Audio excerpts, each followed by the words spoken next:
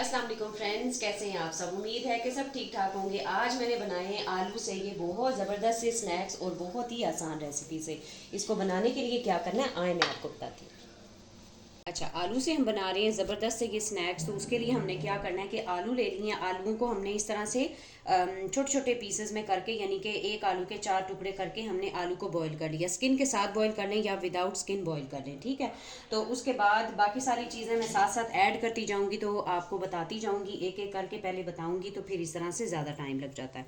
तो अब बनाना स्टार्ट कर लेते हैं। बिस्मिल्लाहिर्रहमानिर्रहीम। सबसे पहले तो हमने क्या करना है कि इन आलूओं को खूब अच्छे से हाथ से कर लें या इस तरह से पोटैटो मैशर से आप इसको खूब अच्छे से मैश कर लें, ताकि आलू जो है वो बीच में कोई आलू की गुठली वगैरह ना रहे। एक बारी तो खूब अच्छे से अब मैश कर लिया। अब क्या करेंगे कि ये 4 ब्रेड के स्लाइसेस हैं, इनको पीस लिया था। ये फ्रेश ब्रेड है, जो हम ब्रेड घर में इस्तेमाल करते हैं, ये वो ब्रेड है, उसको मैंने पीस लिया था। अब उसके बाद मैंने 2 कच्ची वाली हरी मिर्चें, यानी कि इनका टेस्ट बिल्कुल भी नहीं है, यानी कि तीखी नहीं है, ठीक है। हरा धनिया डाल देंगे इसमें,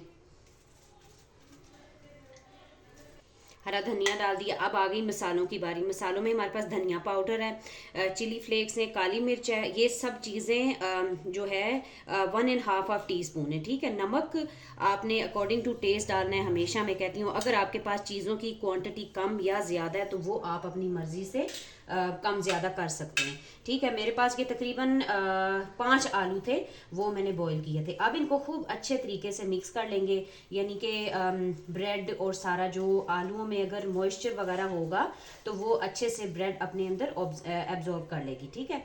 तो अभी फिल वक्त जो है वो अच्छे से इनको करेंगे मिक्स। फिर उसके बाद एक इंग्रेडिएंट और जाएगा, वो हम ज़रा बाद में डालेंगे। तो इसको फिल वक्त अभी ज़रा अच्छा सा स्मूथ सा इसका जो है वो हमने डो टाइप हमने इसकी तैयार कर लेनी है। अच्छा, एक इंग्रेडिएंट जो लास्ट में हमने डालना है इसमें वो है कॉर्नफ्लोर। तकरीबन 1.5 टीस्पून टेबल स्पून इसमें जो है वो डालेंगे कॉर्नफ्लोर। उससे ज़रा ये अच्छा सा क्रिस्पी हो जाएगा। चम्मच से डालें आप। मैं अभी क्योंकि मेरे हाथ मटेरियल सारा लगा हुआ हाथों में, तो मैंने इसी तरह से पैकेट के साथ ही डाल लिया। अब इससे ये होगा कि जब हम इनको फ्राई करेंगे तो बहुत अच्छा जो है वो इस पर क्रिस्पीनेस आएगी। और मॉइस्चर बिल्कुल आप देख रहे होंगे कि बिल्कुल भी मॉइस्चर नहीं है इसमें। तो यही हमने इसके लिए ही मतलब हमने ये सब चीज़ें ऐड की हैं, और इससे ही बहुत अच्छे बनेंगे। अगर मॉइस्चर होगा तो फिर कबाब जो है वो टूटने का ख़तरा होता है। तो अब खूब अच्छे से एक बारी फिर से एक बारी मिक्स कर लेंगे। कहीं से अगर आलू साबुत आ रहा हो तो वो आपने हाथ से पकड़ के मैश कर लेना है। तो बिल्कुल जिस तरह आटे की हम डो तैयार करते हैं उस तरह हम इसकी आटे की डो टाइप हम तैयार कर लेंगे। फिर उसके बाद इसको हम शेप देंगे। अच्छा, इस तरह से हमने डो तैयार कर ली है। अब ये बिल्कुल सख्त सख्त है, यानी कि कोई मतलब बिल्कुल नरम नहीं है। अब क्या करेंगे कि इसको 2 पार्ट्स में डिवाइड कर लेंगे, ठीक है। और ऊपर से ज़रा ऑयल लगा देंगे थोड़ा सा। इस तरह से ऊपर से ऑयल लगा देंगे तो ये होगा कि ये बिल्कुल चिपकेगी नहीं, ठीक है। ब्रेड है और क्रम्स हैं तो वो ज़रा से चिपक जाते हैं। तो ज़रा बड़ा सा हम इसका पेड़ा कर लेंगे। फिर उसके बाद इसकी हम देंगे शेप। बेलन के ऊपर बेलेंगे तो अब क्या करना है कि बेलन के ऊपर हल्का सा ऑयल सारा लगा देंगे। उससे ये होगा कि जब हम बेलेंगे और फिर इसको उठाएंगे तो ये चिपकेगी बिल्कुल भी नहीं। बेलन के ऊपर भी आपने इस तरह से लगा लेना है, और ये इस तरह से जिससे आप रोटी बेलते हैं तो इसके ऊपर भी ऑयल अच्छे से ज़रा ग्रीस कर लें। अब शुरू करेंगे बेलना। बेलना इसको हमने बहुत ज़्यादा पतला नहीं बेलना, यानी थोड़ा मोटा मोटा ही हम बेलेंगे। तो अगर कहीं से ज़रा सा फटेगा तो वो हाथ से भी हम इसको जोड़ सकते हैं। तो ये होगा कि जुड़ी हुई फिर शेप को हम कट भी कर लेंगे। गोल सी इस तरह से आपने प्यारी सी इसकी शेप बना लेनी है। या आप थोड़ा सा अगर मेरा कैमरामैन आपको जूम करके दिखा दे तो बड़ी उसकी मेहरबानी है।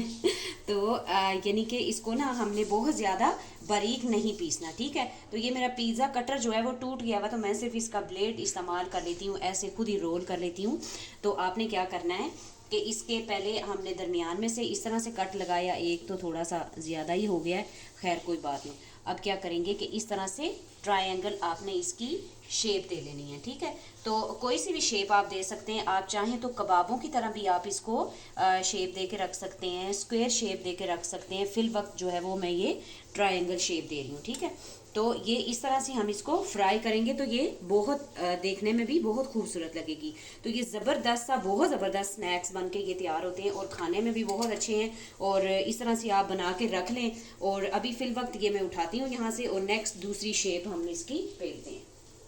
बेलते नहीं बोला मैंने, बेलते बोला है। तो अब क्या करूँगी कि ये सारी शेप्स को उठा के इस तरह से इसमें रख देंगे। ट्रे में आपने करना क्या है कि तकरीबन इसको आधा पौना घंटा या आराम से 10-15 मिनट भी, अगर 10-15 मिनट के लिए अगर रखना है तो फिर आप इसको फ्रीज़र में रख लें।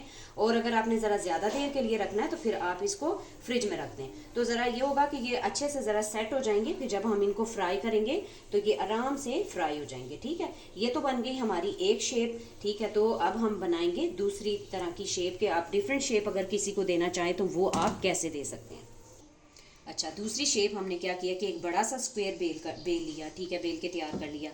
अब इसको भी हमने बहुत ज़्यादा मोटा मोटा पतला पतला नहीं बेलना, इसलिए कि ज़रा अच्छा लगेगा। ठीक है, अब इसको दरमियान में से एक इस तरह से हम रोल करके कट कर लेंगे।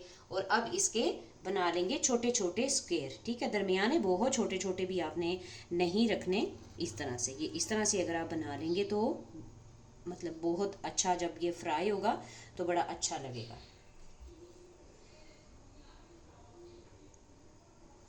थोड़ा सा बराबर ही काट लेते हैं ताकि अगली शेप भी हमारी प्रॉपर रहे, वो भी ख़राब ना हो। ठीक है, तो ये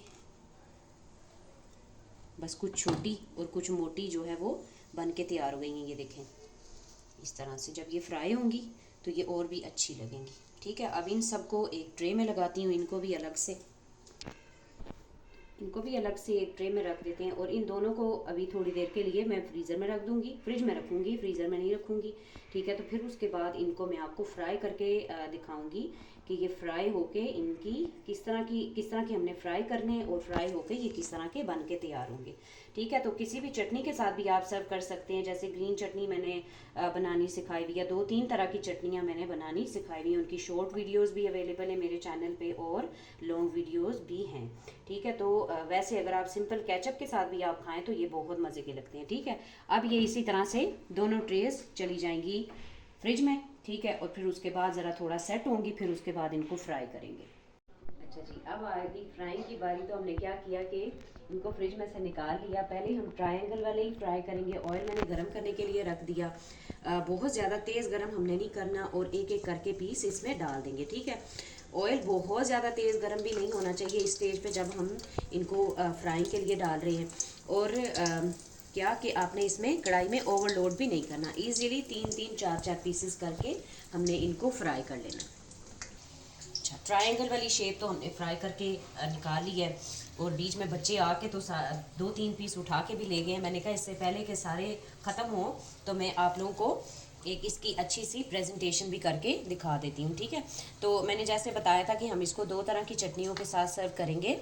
एक हमने ये ग्रीन चटनी बनाई हुई है और एक सिंपल आप केचप के साथ भी इसको कर सकते हैं। ठीक है, अब बाकी मैं स्क्वायर वाले भी निकालती हूँ, फिर वो भी आपको दिखाती हूँ। स्क्वायर शेप के एक बैच मैंने फ्राई करके निकाल लिया था, दूसरा बैच फ्राई करके आपके सामने लगा रही हूँ। तो आज की ये छोटी सी और बड़ी प्यारी सी रेसिपी है और बहुत ही मज़े की। आई होप कि आप लोगों को पसंद आई होगी। और अगर आपको पसंद आई तो इसको लाजमी लाइक कर दीजिएगा।